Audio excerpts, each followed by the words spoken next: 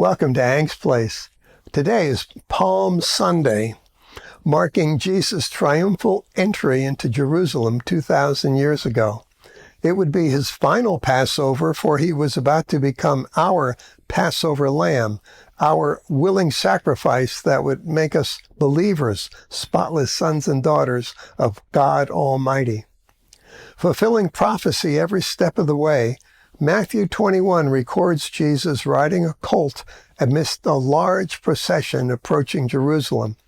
The crowds were shouting, "Hosanna to the Son of David! Blessed is the one who comes in the name of the Lord! Hosanna in the highest!" When Jesus entered Jerusalem, the people went wild with excitement. Some asked, "Who is this man?" And the crowds shouted back, "This is Jesus. He's the prophet from Nazareth of Galilee."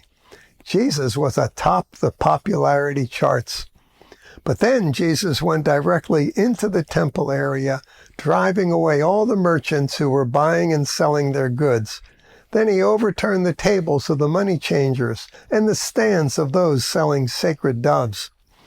Upsetting the status quo, he declared, "My dwelling place will be known as a house of prayer, but you have made it into a hangout for thieves."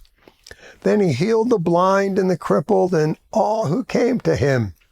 Children surrounded him and shouted blessings and praises to the Son of David, that is the Messiah.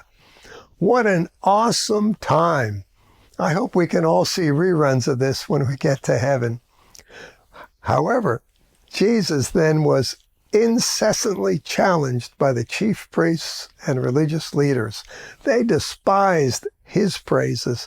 They questioned his authority. They fumed over his parables, pointing out their wickedness and prophesying that the stone which the builders rejected would become the chief cornerstone. But he warned those men, saying in Matthew 23, "Great sorrow awaits you religious scholars and you Pharisees. You are such frauds and pretenders." I tell you, that's God's courage and boldness. And only Jesus, though, knew what was coming soon just a few days later.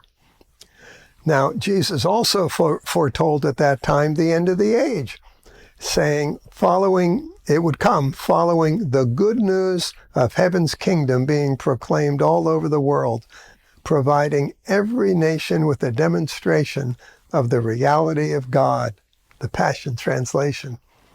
And after assuring us of his return, he admonishes us to live life as if his appearing could be in the next moment. In other words, live godly each day. Can we live godly? The answer is yes. For thankfully, 2 Peter 1:3 assures us that by his divine power, God has given us everything we need for living a godly life. You and I, therefore, have what it takes. Then what do we do when living godly? Well, I like the way it's summed up in 1 Peter 4:7-11, namely, be given to prayer, be devoted to our fellow believers, be compassionate to the stranger and the foreigner, use your spiritual gifts to serve one another, and give God glory in all things. My friend, live godly today and come alive.